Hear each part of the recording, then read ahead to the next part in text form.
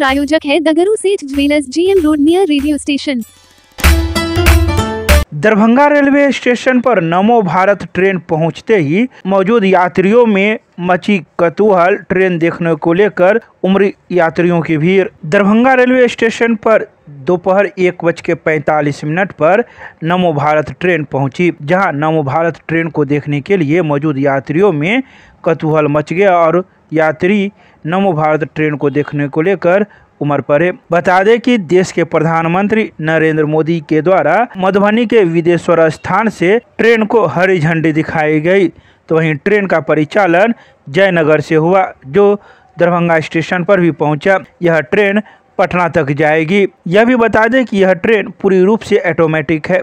खुद पर खुद इसका दरवाज़ा खुल जाता है और खुद पर खुद इसका दरवाज़ा एक तय समय के बाद बंद हो जाता है। तो वहीं यात्री भी इसको लेकर सतर्क हैं कि एक बार ट्रेन में बैठ जाने के बाद दूसरी बार वापस नहीं उतरना है। इसको लेकर भी यात्री काफ़ी सजग दिखे।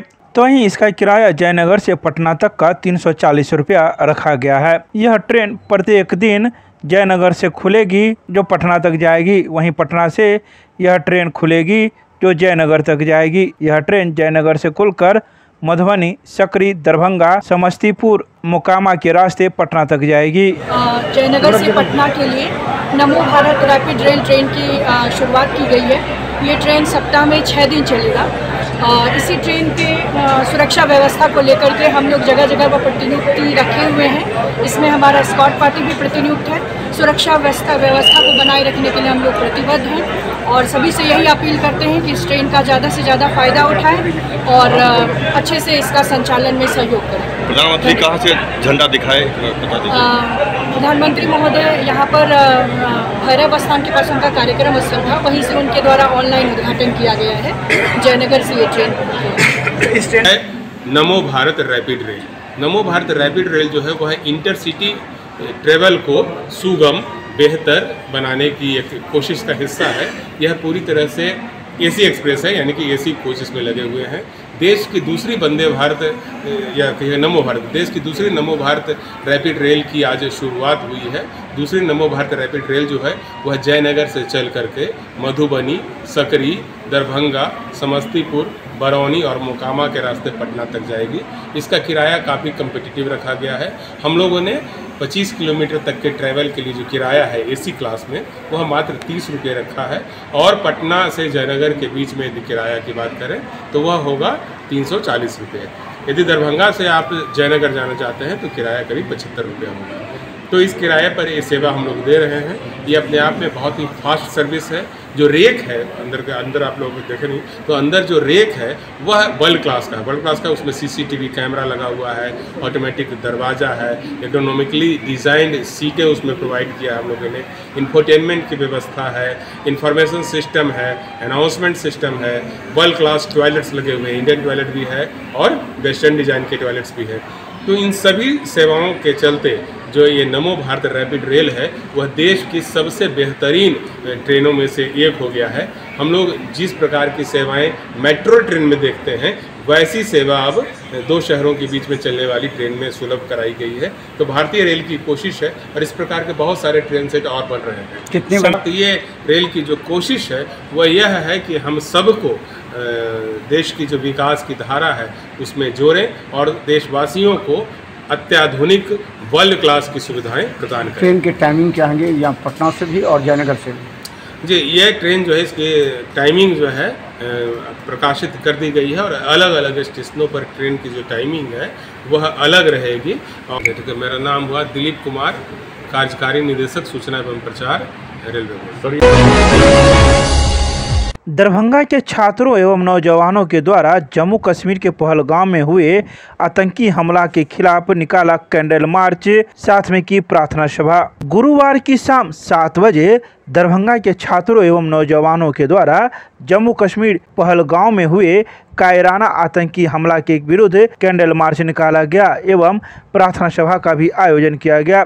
यह कैंडल मार्च मिथिला विश्वविद्यालय परिसर के सेंट्रल लाइब्रेरी से निकलकर भोगेंद्र झा चौक पहुंचा। इस अवसर पर आयोजित सभा में मृतकों की आत्मा की शांति हेतु एवं घायलों के जल्द से जल्द स्वस्थ हो जाने के लिए ईश्वर से प्रार्थना की गई एवं मौन रखा गया। सभा को संबोधित करते हुए छात्र युवा नेता दीपक झा ने बताया कि इस तरह का कायराना हमला से संपूर्ण देश में आक्रोश व्याप्त है और किसी भी परिस्थिति में आतंकवाद से समझौता नहीं किया जाएगा। समाजसेवी प्रियंका झा ने संबोधित करते हुए कहा कि संपूर्ण देश बदले की भावना से जल रहा है और आतंकवादियों के विरुद्ध कठोर कार्रवाई की मांग कर रहा है। इसके अलावा मौजूद कई वक्ताओं ने भी अपने अपने विचार रखे। हमला हुआ है, काफ़ी कायराना हमला है और ये सिर्फ हमारे पर्यटकों पर हमला नहीं है, यह देश के ऊपर तिरंगों पर हमला है। निश्चित तौर पर पूरा देश इस कायराना हमला के खिलाफ आज खड़ा है। हम लोग वीर शहीद जो उसमें हुए हैं उनको वीर का दर्जा देते हैं और उस परिवार के साथ हैं, हम लोग शोकाकुल परिवार के साथ हैं और सरकार से मांग करते हैं कि हाई लेवल इस पर कमीशन का गठन हो और हाई लेवल जांच हो और इस कायराना हमला में जो लोग भी, जो देश भी संलिप्त है उस पर अविलंब कार्रवाई करे और साथ में इसमें जो भी दोषी है उस पर भी अविलंब कार्रवाई हो। हम लोग इस मांग कैंडल मार्च के द्वारा करते हैं। सरकार का एक्शन हम चाहते हैं कि कश्मीर के अंदर शांति बहाल हो, कश्मीर को यूटी बनाया गया है, यूनियन टेरिटरी। हम लोग को उम्मीद है कश्मीर के अंदर ऐसा अब आतंकी हमला नहीं होगा। सरकार भी थपथपा रही है, सरकार भी कह रही है कि हमने आतंकवाद का कमर तोड़ दिया, लेकिन ये आतंकवादी हमला हुआ। सरकार ठोस कदम उठाए और ऐसा कदम उठाए जिससे आने वाले जो आतंकवादी का नस्ल हो वो अभी भारत के ऊपर हमला करने से उसका भी रूह कांपे। हम लोग यह चाहते हैं। हम लोग सरकार से ये नहीं चाहते हैं कि आप कुछ कदम उठा लीजिए। हम चाहते हैं कि मौत जो हुई है, जो हमारे शहीद की हत्या हुई है, उसके बदले सरकार कोई ऐसा ठोस कदम उठाए कि आने वाले दिनों में कोई ऐसा फिर आतंकी हमला करने का कोई आतंकी दुस्साहस न करे। शरद कुमार सिंह राष्ट्रीय सचिव है बिहार। कश्मीर के पहलगांव में जो घटना हुई बीते दिनों, जिसमें मासूमों को आतंकियों के द्वारा गोलियों से भून दिया गया, जिसको लेकर के आज हम लोग दरभंगा के शहर जमी से मिथिला विश्वविद्यालय प्रांगण, केंद्रीय पुस्तकालय से भोगेंद्र झा चौक तक कैंडल मार्च और प्रार्थना सभा निकाले हैं।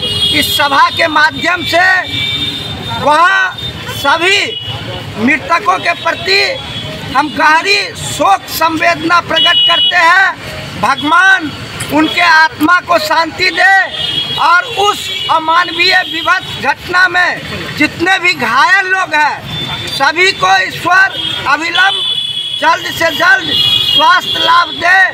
हम इन कामनाओं के साथ सभी मृत आत्माओं की शांति के लिए, और ये जो नापाक आतंकियों की बार बार हरकतें होती है, ये जो भारत के साथ कायराना व्यवहार करते हैं, इसको इस बार इस घटना से ऐसा सबक मिले जो इनका साथ पुष्ट भी कभी भारत के खिलाफ कुछ भी साजिश रचने से पहले सैकड़ों बार, हजारों बार सोचे। हमारा भारत, हिंदुस्तान सबसे मजबूत लोकतांत्रिक देश है, सबसे सुदृढ़ सांस्कृतिक देश है। हमारे देश में नौजवानों की संख्या सबसे अधिक है और ये बुट्टी भर कायर, नामर्द, दरिंदा आतंकी हमारे अमन प्रिय लोगों को, निहत्थे लोगों को अत्याचार करते हैं, उन पे अपना कायराना हमला करते हैं। इस बार हम भारत के सरकार से भी मांग करते हैं, आतंकियों को ऐसा सबक दीजिए जो दुनिया याद रखे। अन्यथा जब हम नौजवान भारत के युवा जाग जाएंगे तो उनको वैश्विक पटल से दूर भगा देंगे। दीपक झा, छात्र युवा नेता। मधुबनी में प्रधानमंत्री के आगमन को लेकर दरभंगा रेलवे स्टेशन पर पुलिस प्रशासन की देखी गई चौकसी, जीआरपी के साथ ही आरपीएफ के जवान भी दिखे सतर्क। गुरुवार को दिन के 12 बजे उस समय काफ़ी चौकसी एवं सतर्कता देखी गई जब प्रधानमंत्री का कार्यक्रम मधुबनी जिले के विदेश्वर स्थान में होने वाला था। वहीं पूर्व में भी काफ़ी पुलिस प्रशासन दरभंगा रेलवे स्टेशन पर सतर्क थी। इसके साथ ही जीआरपी एवं आरपीएफ के जवान भी चप्पे चप्पे पर नज़र बनाए हुए रखे हुए थे ताकि कोई अप्रिय घटना न हो। डॉग स्क्वाड की मदद से यात्रियों की सामानों की जांच की जा रही थी। पहलगाम में हुए आतंकी हमले में मारे गए पर्यटकों की याद में आयोजित किया गया कैंडल मार्च। पहलगाम में आतंकी हमले में मारे गए पर्यटकों के प्रति संवेदना व्यक्त करने को लेकर गुरुवार की शाम 6:30 बजे भाकपा माले इंसाफ मंच के बैनर तले कैंडल मार्च निकाला गया। मार्च पोलो मैदान से निकलकर लहरियासराय टावर पर जाकर सभा में तब्दील हो गया। मार्च में इंसाफ मंच के प्रदेश उपाध्यक्ष नियाज अहमद, राज्य कमेटी सदस्य अभिषेक कुमार, विनोद सिंह, मोहम्मद जमालुद्दीन, उमेश शाह, देवेंद्र कुमार, रामविलास मंडल, कामेश्वर पासवान, शिवन यादव सहित दर्जनों की संख्या में कार्यकर्ता मौजूद थे। इस अवसर पर वक्ताओं ने कहा कि जब जब चुनाव नजदीक आता है तब तक आतंकी हमला का घटना घट रहा है। पहलगाम में हुए आतंकी हमले की उच्च स्तरीय जांच हो तथा इस पूरे घटना की जिम्मेवारी मोदी और शाह को लेते हुए तुरंत इस्तीफा देना चाहिए। इसके अलावा वक्ताओं ने कई बातें कही। आइए सीधे सुनाते हैं क्या कुछ कहते हैं इस मौके पर मौजूद वक्ता। पहलगाम में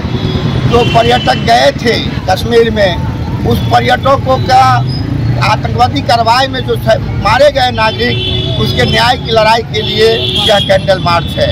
आप देखे हैं कि पर्यटक लोग वहाँ 2000 की संख्या में था, लेकिन वहाँ की सरकार केंद्र शासित राज्य है, केंद्र सरकार वहाँ पर्यटकों की सुरक्षा की कोई व्यवस्था नहीं रखा था। ये मोदी सरकार की चूक है और इस चूक की जिम्मेवारी लेते हुए उस गृह मंत्री को इस्तीफा देना चाहिए और वो अभी तक इस्तीफा नहीं दिया।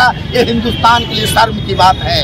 दूसरी बात हम कहना चाहते हैं कि जो वो वही आरएसएस भाजपा के लोग हैं जो यूपी में गेहूं काटने के सवाल पर वहां के दलितों को जाति पूछ करके मारते पीटते हुए जिंदा जलाया था, वही लोग आज देश में नफरत फैला रहा है, नफरत की आग फैलाना चाहता है। हम देश के आम नागरिकों से अपील करते हैं कि नफरत की राजनीति को ध्वस्त करिए, आतंकवादी कार्रवाई के खिलाफ एकजुट होइए और नफरत फैलाने वाली राजनीति को भी ध्वस्त करना दोनों जवाबदेही है और आने वाले दिन में हम इस लड़ाई को आगे बढ़ाएंगे। क्या नाम है? देवेंद्र कुमार, खेग्रामस राष्ट्रीय कार्यकारिणी सदस्य। जब एक्शन लेगी तब तो हम लोग साथ में खड़े ही रहेंगे, लेकिन सबसे पहले जो मृतक परिवार मरे हैं उनके प्रति शोक संवेदना है हम लोग तमाम कैंडल मार्च के द्वारा कर रहे हैं। लेकिन जो हमारे देश के आदरणीय प्रधानमंत्री जी हैं जो 3 दिन की शोक सभा कर रहे थे और आज मिथिलांचल में आकर जो है चुनावी